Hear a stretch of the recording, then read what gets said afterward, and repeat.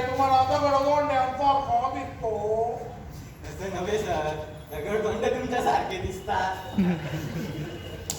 तेच ते मानववंश संस्कृतीचा अभ्यास करताना मानव काळाच्या ओघात इकडे तिकडं उड्या मारत राहिला आणि त्याच्यामुळं काय झालं,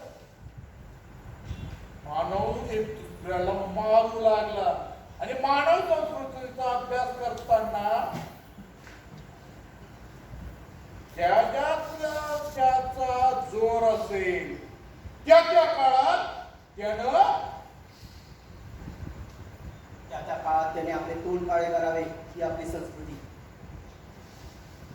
वा, तुम्ही अगदीच हुशार विद्यार्थी दिसतात.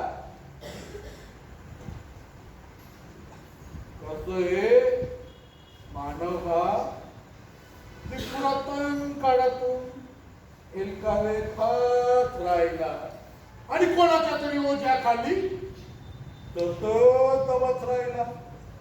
आता हेच बघा, आपल्या कॉलेजचे चेअरमन विना अनुदान तत्वावर कॉलेज मिळवलं, मंत्री झाले,